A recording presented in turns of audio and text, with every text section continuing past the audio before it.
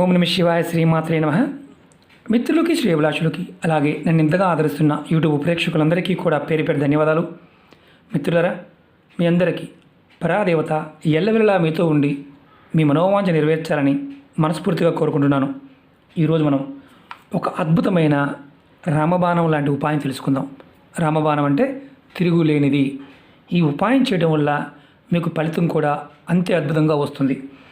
ఈ అద్భుతమైన ఉపాయం ఎవరైతే చాలామంది మిత్రులు మెయిల్స్లోను కామెంట్స్లోను, గురువుగారు మేము అనేక సమస్యలు ప్రస్తుతం ఎదుర్కొంటున్నాం, మా నిత్య జీవితం ఎన్నో ఇబ్బందులు పాలవుతుంది, ఇప్పుడు మాకు ఆర్థికంగాను మానసికంగాను ఆరోగ్యపరంగా భయం కలుగుతుంది, ఏమైపోతామో అన్న మానసిక స్థితిలోకి వచ్చేసాం, మేము బయటపడాలి.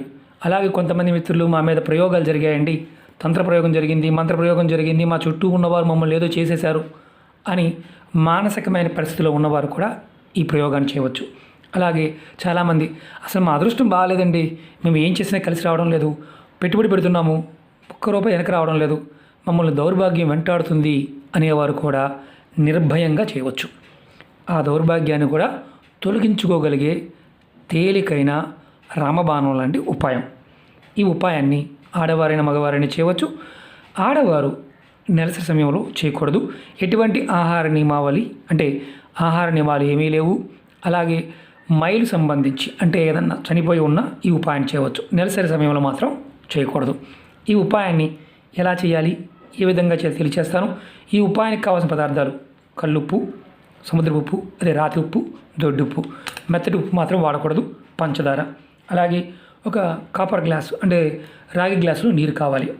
ఈ ఉపాయాన్ని ఆదివారం నాడు సాయంత్రం 5 నుండి రాత్రి 12 లోపు చేయాలి. మీరు ముందుగా ఇవన్నీ రెడీ చేసుకోండి. మీరు సాయంత్రం స్నానం చేసిన తర్వాత ఈ ఉపాయం చేయాలి.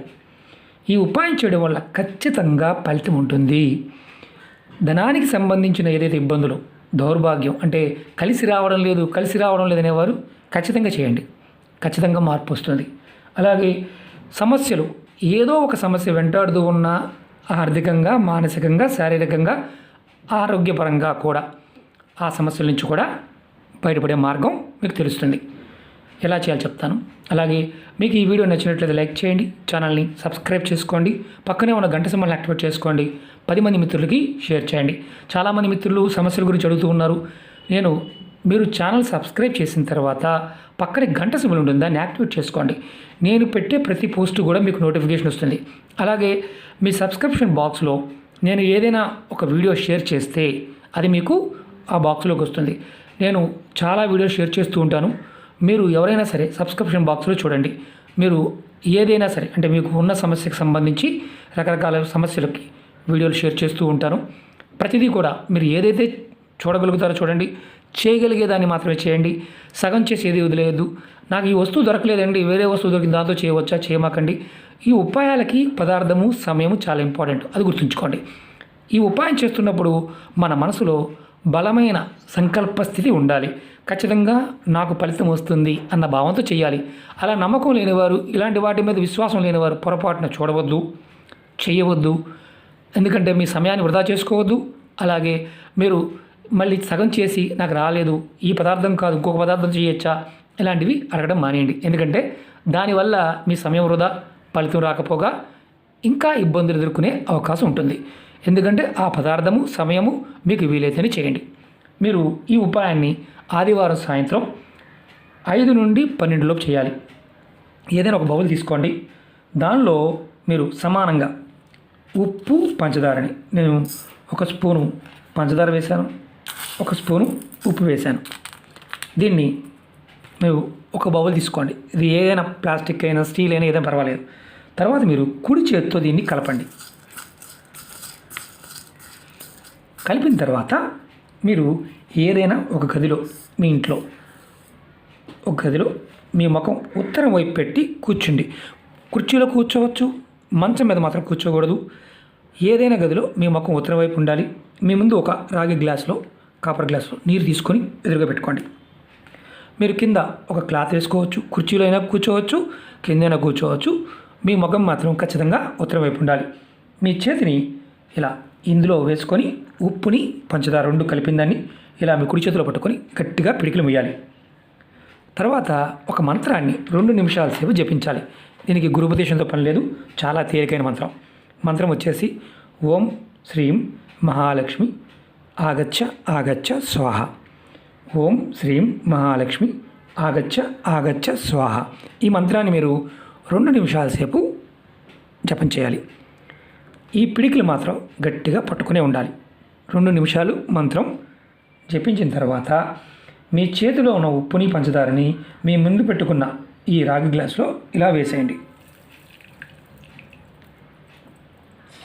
ఇలా వేసేయండి. తర్వాత మీరు ఏం చేస్తారంటే ఈ చేతిని కడుక్కొని వచ్చిన తర్వాత ఇది పక్కన అలా ఉంచండి. ఇది మీరు ఆదివారం సాయంత్రం 5 గంటల దగ్గర నుంచి 12 గంటల లోపు చేయవచ్చు.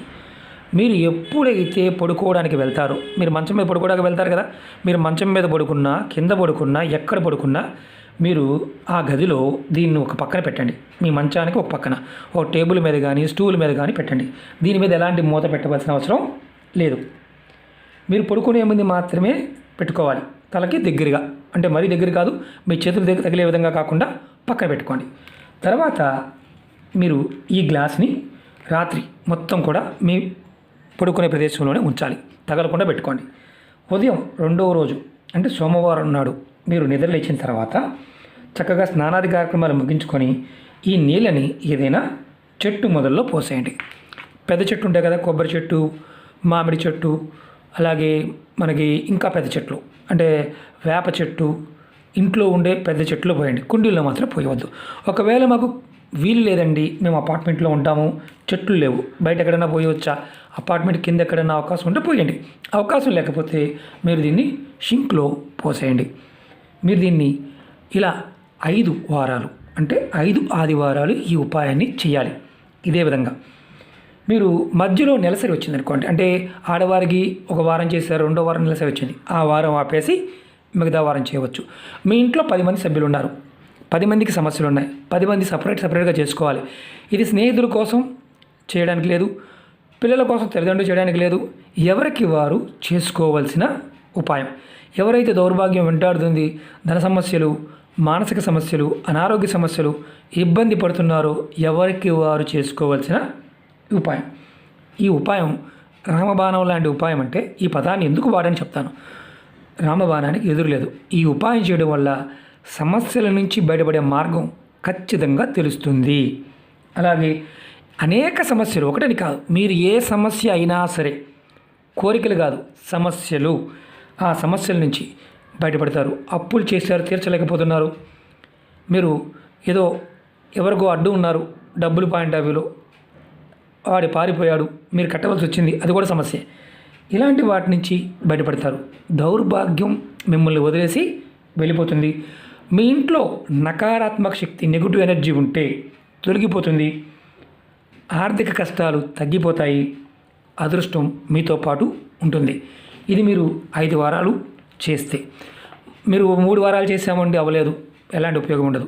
తర్వాత అయినా సరే మీరు కంటిన్యూగా మీరు చేయవచ్చు. ఆడవారికి మాత్రమే. మగవారు ఏదైనా మధ్యలో ఆటంకం వచ్చింది చేయలేదు, మళ్ళీ 5 వారాలు చేయాల్సిందే. ఇది మాత్రం గుర్తుంచుకోండి. కంటిన్యూ 5 వారాలు చేయాలి.